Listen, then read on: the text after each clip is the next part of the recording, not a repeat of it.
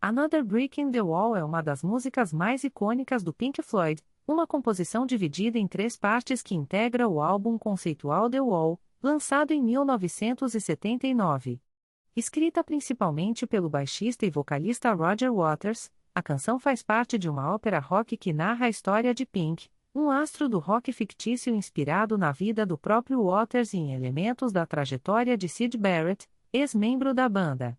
O álbum conta a jornada de Pink construindo uma parede metafórica ao seu redor para se proteger de traumas emocionais, como a perda do pai na guerra, uma mãe superprotetora e um sistema educacional opressivo.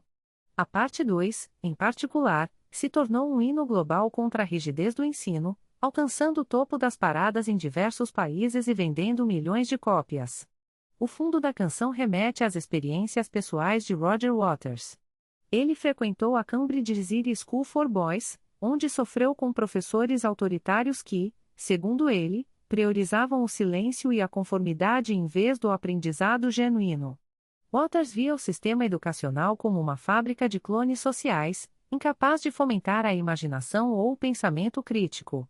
Em entrevistas, ele explicou que a parede representa as barreiras emocionais que as pessoas erguem devido a eventos traumáticos, e os professores cruéis de sua infância foram apenas mais um tijolo nessa estrutura. A inspiração veio também de um show em Montreal, no Estádio Olímpico, onde Waters sentiu uma desconexão total com o público, como se houvesse uma parede entre a banda e os fãs. Isso levou a conceber The Wall como um todo, com Another Brick in the Wall servindo como crítica à conformidade imposta pela sociedade. A composição é estruturada em 3 partes distintas, totalizando cerca de 8 minutos e meio no álbum. A parte 1 dura cerca de 3 minutos e 11 segundos, e inicia a construção da parede de Pink após a morte de seu pai na Segunda Guerra Mundial. É uma balada mais introspectiva, com Waters nos vocais principais, acompanhado por guitarra de David Gilmour, sintetizador de Richard Wright e baixo do próprio Waters.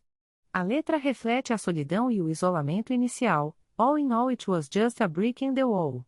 A parte 2, a mais famosa, tem cerca de 4 minutos e é um protesto direto contra a educação opressiva. Começa com Waters e Gilmour cantando em uníssono, seguido por um coro de crianças gritando o refrão clássico, We don't need no education, we don't need no thought control. O duplo negativo no refrão é intencional, servindo como ironia retórica para enfatizar que não precisamos desse tipo de educação controladora, mas sim de uma que estimule a individualidade.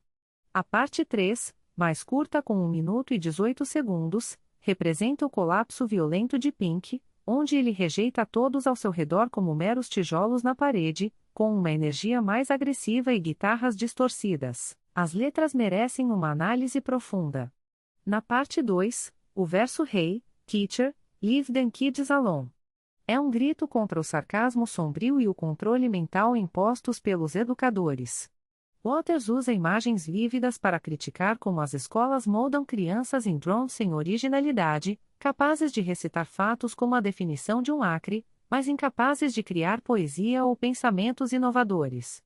No filme The Wall, de 1982, dirigido por Alan Parker e estrelado por Bob Geldof como Pink, a parte 2 é ilustrada com animações de Gerald Scarfe, mostrando crianças marchando para uma fábrica de carne, sendo moídas em clones sem rosto e, por fim, se rebelando e queimando a escola. Essa sequência visual reforça o tema anti-autoritário, transformando a música em um manifesto visual contra o conformismo. Curiosamente, o duplo negativo no refrão foi interpretado por alguns como um erro gramatical, mas Waters o usou deliberadamente para sublinhar a rebeldia, e em contextos como protestos, ele se torna um chamado à ação. A produção da música envolveu detalhes fascinantes. O produtor Bob Ezrin, conhecido por trabalhos com Alice Cooper e Kiss, insistiu em adicionar elementos de disco à parte 2 para torná-la mais acessível ao rádio, incluindo um baixo de 4 batidas por compasso e uma batida dançante, o que inicialmente horrorizou Gilmour, que odiava disco.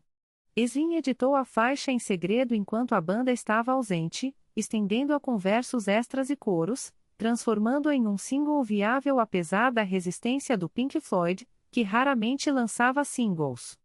O solo de guitarra de Gilmour foi gravado com uma Gibson Les Paul Gold Top de 1959, equipada com captadores P90, e é considerado um dos mais emblemáticos da banda, com uma versão estendida no álbum.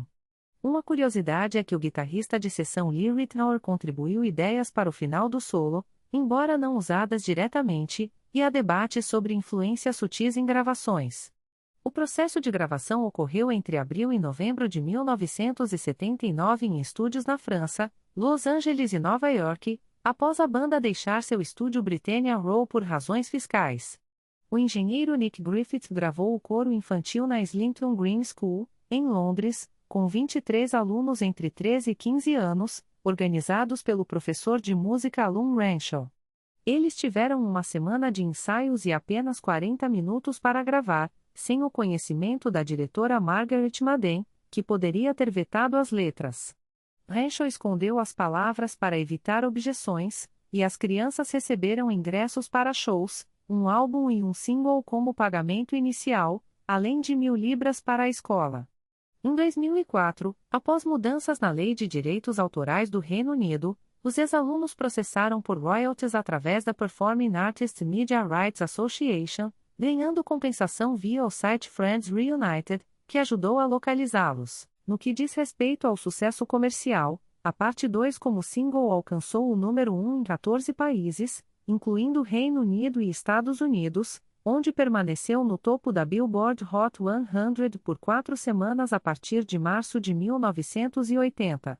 Foi o último número 1 da década de 1970 no Reino Unido e o primeiro da de 1980, vendendo mais de 340 mil cópias em 5 dias só na Grã-Bretanha e ultrapassando 4 milhões mundialmente. Certificações incluem platina no Canadá, Dinamarca, Itália, Nova Zelândia, Espanha, Reino Unido e Estados Unidos, ouro na França, Alemanha e outros. No ano de 1980, foi a quarta música mais tocada na Austrália, primeira no Canadá e Suíça, segunda na Alemanha e no ZEUA. Curiosamente, foi a única música do Pink Floyd a alcançar o topo da Billboard Hot 100, apesar do enorme sucesso de álbuns como The Dark Side of the Moon. As controvérsias em torno da música são numerosas. A Inner London Education Authority chamou as letras de escandalosas, e a primeira-ministra Margaret Thatcher supostamente odiava a canção. Na África do Sul, durante o Apartheid, o single e o álbum foram banidos em 1980 após estudantes usarem o refrão em protestos contra desigualdades educacionais raciais, com slogans como "We don't need no Bantu Education". A proibição durou anos, tornando-a um símbolo de resistência. Outra polêmica envolveu o coro infantil. Os pais e a diretora da escola ficaram furiosos ao descobrir a participação, e Renshaw enfrentou críticas por ensinar música relevante em vez de clássicos como Tchaikovsky. Em 1996, mudanças na lei permitiram royalties aos performers, levando ao processo bem-sucedido dos ex-alunos. O impacto cultural de Another Brick in the Wall é imenso. Tornou-se um hino anti-autoritário, usado em protestos contra sistemas educacionais opressivos em vários países.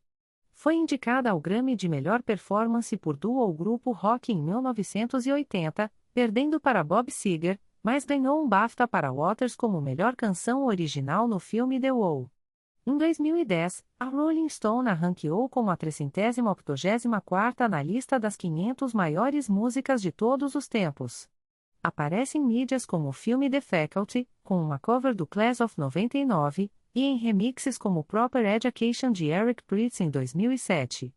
Em 2022, a banda Blurred Vision lançou uma versão Hey Ayatollah Leave Those Kids Alone em protesto contra o regime iraniano, endossada por Waters, com clipes mostrando mulheres removendo hijabs durante os protestos por Mahsa Amini.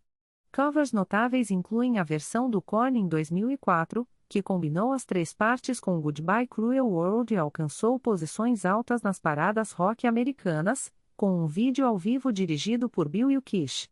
O Class of 99, com Len Staley do Alice in Chains em sua última gravação de estúdio antes da morte em 2002, cobriu as partes 1 e 2 para a trilha de The Faculty. Roger Waters lançou uma versão ao vivo com Cyndi Lauper em 1990, do show The Wall-Live em Berlim, e em turnês posteriores incluiu coros vocais de escolas, adicionando uma coda acústica sobre Jean Charles de Menezes, brasileiro morto pela polícia britânica em 2005. Entre as curiosidades, vale destacar que The Wall foi tão caro de produzir e apresentar ao vivo que Waters, Gilmour e Mason perderam dinheiro na turnê inicial de 1980 a 1981, com apenas 31 shows em arenas fechadas, enquanto o tecladista Richard Wright, demitido mas contratado como músico de sessão, foi o único a lucrar. Waters recusou uma oferta de $1 milhão por noite para shows em estádios, argumentando que a alienação não se apresentava em estádios. O álbum vendeu mais de 23 milhões de cópias só nos EUA, e a música influenciou gerações, sendo adotada por adolescentes rebeldes mundialmente. Outra trivia, o engenheiro Griffiths inspirou-se em um álbum de Todd Rundgren para expandir o coro de Poucas Crianças para 23, e Waters amoleceu ao ouvir as vozes, prevendo seu impacto. No filme, as animações de Scarfe foram criadas após Waters ver um curta dele, levando a uma colaboração duradoura. Pink Floyd, formado em 1965, só alcançou o top 100 da Billboard uma vez com essa música, apesar de seu legado colossal. Em 2011, Gilmour se juntou a Waters no palco para uma performance emocional, mostrando que o tempo cura feridas. Essa canção não é apenas um hit, mas um reflexo atemporal da luta pela individualidade contra o sistema. Se inscreva no canal e ative o sininho para não perder nenhum vídeo.